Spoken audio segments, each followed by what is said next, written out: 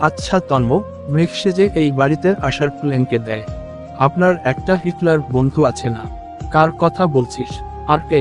আনাস ভাই। দেখেছিস গালিব, আনাস কি কে জায়গায় বসে চাল চেলেছে সেদিন? তাহলে শালা মিথ্যা বলেছে আমাকে। হুমম। কিন্তু আনাস কিভাবে জানলো আমার আম্মু তোর বোন লামিয়াকে চুরি করেছে? সেটা আমি জানি না। আমাকে চিঠি পাঠিয়েছিল সে। এই ফোনের যোগে চিঠি। আচ্ছা, কি পাঠিয়েছিল?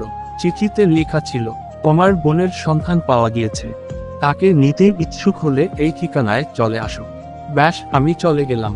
সে আমাকে হাতে ধরে 3 দিন ট্রেনিং দিয়েছিল এই পুরো বাড়ি সম্পর্কে। হতেও পারে, কারণ আনাস আমার জীবনের A to Z সব জানে।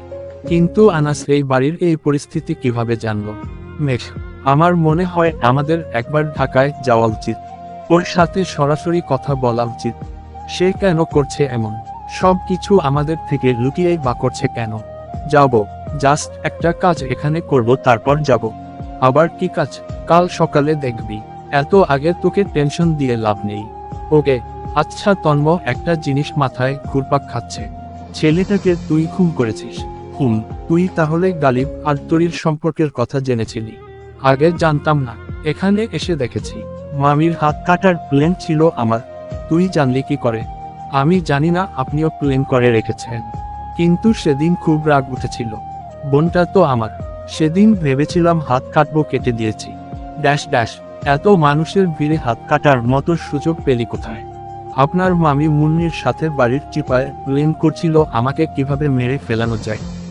কারণ তারা জানে আমি মেঘ। আমি সব শুনেছি। আর আগেও একবার অ্যাটাক হয়েছিল। আনাস ভাই আমাকে একটা স্প্রে দিয়েছিল, যেটা প্রয়োগ করলে মানুষ অজ্ঞান হয়ে যায় সাথে সাথে। 48 ঘন্টা পর জ্ঞান ফিরে অ্যান্ড সুস্থ হতে 10-12 দিন সময় লাগে। সেটা আগে স্প্রে করি, তারপর হাত কেটে দেই। বুঝেছি। সব নাসের আবিষ্কার। পরে ডক্টর জটকা লাইট বলা যেতে পারে। মেঘ, এখন রসিকতার সময় নেই। ধৈর্য ধর। কাল সকাল থেকে আরেকটা মিশন স্টার্ট করব। আর হে তন্ম, আমাদের এই কথাগুলো যেন কেউ না জানে। আগে যেমন ছিলি তেমনি সবার সাথে অভিনয় করে যাবি। ঠিক আছে। মেঘার মেসেজ আসলো সন্ধ্যা পরে তার সাথে নদীর পাড়ে দেখা করার জন্য। অবশ্য সেটার অপেক্ষায় ছিলাম। খুব চেয়েছিলাম মেঘা এমন কিছু বলুক। মনে হচ্ছে কতদিন দেখি না পাগলিটাকে। পাগলিট আকারকে পেতে আমাকে স্ট্রাগল করতে হবে। আচ্ছা, সেদিনের সেই স্বপ্নটার মানে কি ছিল? স্বপ্নটা কি সত্যি মস্তিষ্কের কাজ ছিল? এতক্ষণ লাগলো আসতে। বাড়িতে কিভাবে যে বলে বুঝিয়ে এসেছি।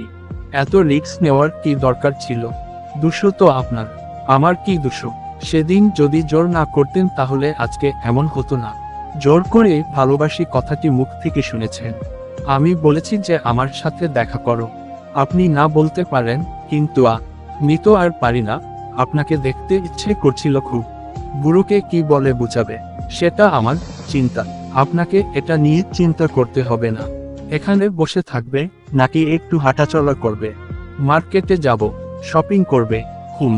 তবে আমার জন্য নয়, আপনার জন্য। মানে, আমার কি কাপড় চোপড় নেই নাকি? কেন? আমার পছন্দের একটাও নেই। এত দামি টি শার্ট তোমার পছন্দ হয় না? এমন মেদা কালারের টি শার্ট আমাকে ফ্রি দিলেও নিব না। তোমাকে ফ্রি দেয় কে?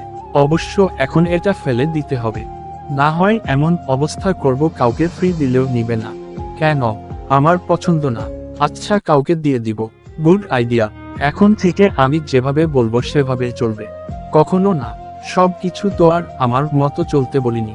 জাস্ট আমি তোমাকে আমার মনের মতো করে সাজিয়ে রাখবো। আমি কি পুতুল? আমার কাছে তাই।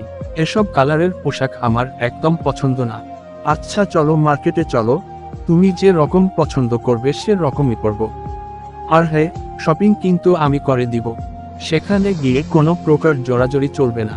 তাহলে তো ভালোই। এমন গার্লফ্রেন্ড কয়েকজন পায়? আমাকে সব মেয়েদের মতো একদম ভাববেন না। সব মেয়েদের মতো যদি ভাবতাম তাহলে এই মায়াবতীর প্রেমের জালে ফাঁসতাম না। আপনি কথায় কথায় শুধু মায়াবতী বলেন। মায়াবতী কারা হয় জানেন? কারা হয়? যারা একদম ফর্সা, মুখের মাঝে আছে মাধুর্য, মুখের প্রতিটা গঠনে মায়াবী ছাপ, তোমার মাঝে কোনোটার কমতি নেই। আমার কাছে এটাই মুগ্ধকর। মাঝে মাঝে নিজের প্রতি নিজের হিংসে হয়। কেন? আপনার মতো একজন সঙ্গী কি আমি পাওয়ার যোগ্য সেটা ভেবে? সেদিন রাতের মতো কি আবার ধরবো? না, না, এখনো হাতে ব্যথা পাই। তাহলে সেকেন্ড টাইম যেন এই শব্দগুলো না শুনি। যা সত্যি তাই। আবার 10 মিনিট যাবৎ মেঘার পিছন পিছন ঘুরছি। সে একটার পর একটা দেখেই যাচ্ছে। এটা আমার কাছে খুব বিরক্ত। শপিং মলে ঘোরাঘুরি কেমন যেন লাগে। আমার কথা হচ্ছে, দুইটা দেখবো একটা কিনবো, কাহিনী শেষ। মহিলাদের মতো পুরো দোকান উল্টিয়ে পড়ে বলে পছন্দ হয় না, অন্য দোকানে যাই। আমি দোকানি হলে এমন কাস্টমার সাইজ করতাম। মেঘা হাতে একটা কালো বডি ফিটিং শার্ট ধরিয়ে দিয়ে বলল, এটা পরে আসো। ঠিক আছে মহারানী।